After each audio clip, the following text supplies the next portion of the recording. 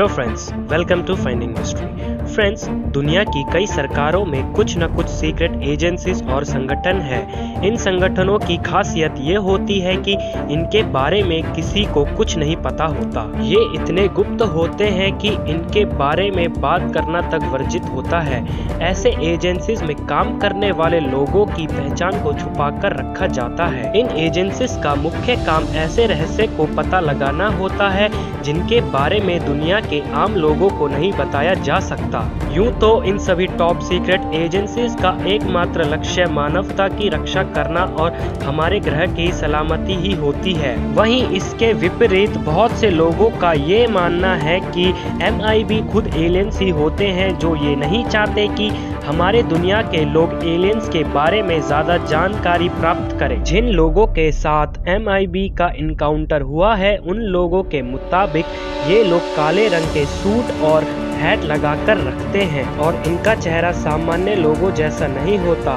दिल डोल के हिसाब से ये लोग बेहद लंबे चौड़े होते हैं। ये लोग अधिकतर ऐसे लोगों को टारगेट करते हैं जिन्होंने या तो UFO देखा होता है या फिर एलियन से जुड़े कोई स्रोत कर रहे होते हैं। ये लोग अपनी पहचान के तौर पर एक व्हाइट कार्ड दिखाते हैं जिन पर कुछ नंबर और अल्फाबेट्स लिखे हुए होते हैं। मैन इन ब्लैक के बारे में अभी तक आपने मूवीज और TV सीरियल्स में ही देखा होगा। आज के हमारे इस एपिसोड में हम आपको मैन इन ब्लैक से जुड़ी कुछ रोमांचित कर देने वाले इनकाउंटर के बारे में बताएंगे, जिन्हें जानकर आप लोग भी सोच में पड़ जाएंगे। एल्बर्ट के बेंडर का MIB के साथ हुआ इनकाउंटर एक बेहद चर्चित घटना है। एल्बर्ट के बेंडर वर्ल्ड वॉर 2 के समय US फोर्स में काम करते थे और इंटरनेशनल फ्लैग सॉसर ब्यूरो के संस्थापक भी थे।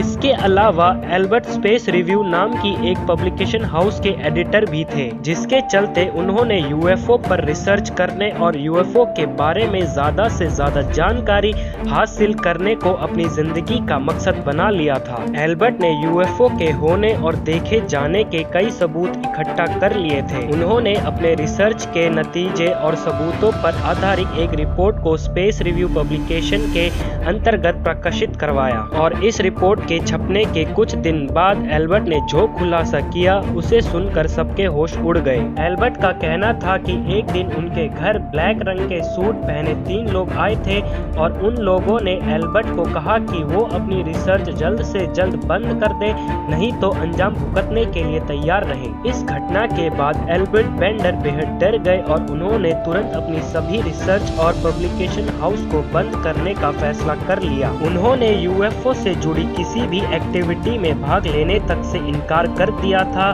द टाइम को दिया अपना इंटरव्यू में बेंडर ने बताया कि उन 3 अज्ञात लोगों के साथ हुई मुलाकात से वो बेहद डर गए थे और कई दिनों तक सो भी नहीं पाए थे।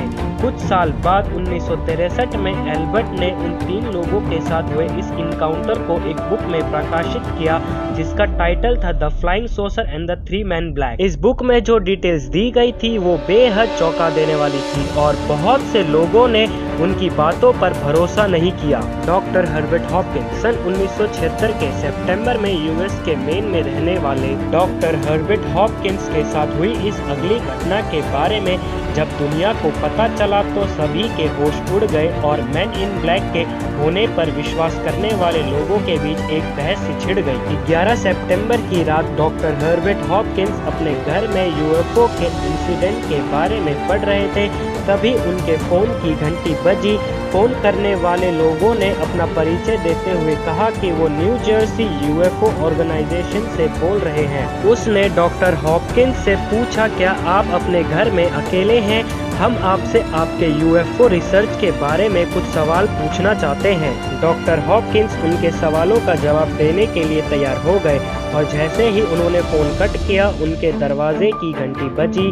डॉक्टर हॉपकिंस ने दरवाजे पर एक अनजान और अजीब से व्यक्ति को पाया, जिसने काले रंग का सूट पहन रखा था, जो दिखने में एक एक्सपेंसिव सूट लग रहा था।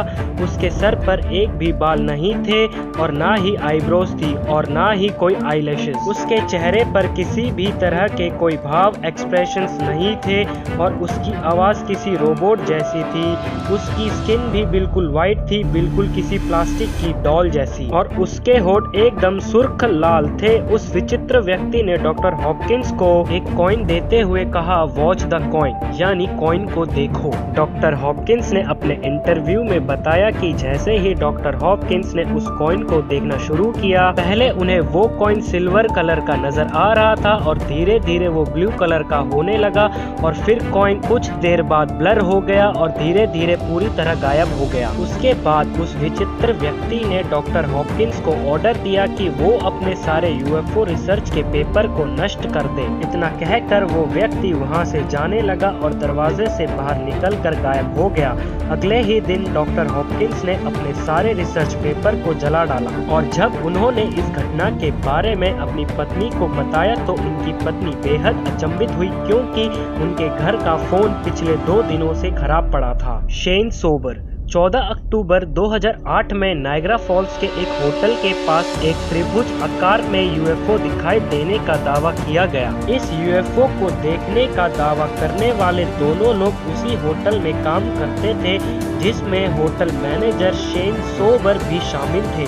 इस घटना के कुछ ही दिन बाद उस होटल में 2 अज्ञात लोग आए। वो दोनों लोग शेन सोबर को ढूंढ रहे थे, लेकिन खुशकिस्मती से उस दिन होटल मैनेजर शेन सोबर छुट्टी पर थे। होटल के रिसेप्शनिस्ट के मुताबिक वो दोनों व्यक्ति बेहद लंबे चौड़े थे और उनके चेहरे पर एक भी बाल नहीं था। उनकी आंखें किसी सामान्य इंसान से ज्यादा बड़ी थी और उन दोनों से बात करते वक्त ऐसा लग रहा था कि जैसे वो दोनों लोग उस रिसेप्शनिस्ट के दिमाग को पढ़ सकते हैं। अगले दिन जब होटल के सिक्योरिटी कैमरा की फुटेज की जांच की गई तो पाया कि दोनों मैन इन ब्लैक कैमरा में कैद हो चुके हैं। सो फ्रेंड्स, क्या MIB कोई सरकारी संगठन है या फिर ये खुद एलियंस हैं? ये आज भी एक रहस्य बना हुआ है। सो फ्रेंड्स, आपको ये वीडियो कैसी लगी हमें कमेंट करके बताएं। अगर आपको ये वीडियो पसंद आई तो लाइक, शेयर, सब्सक्राइब करना ना भूलें।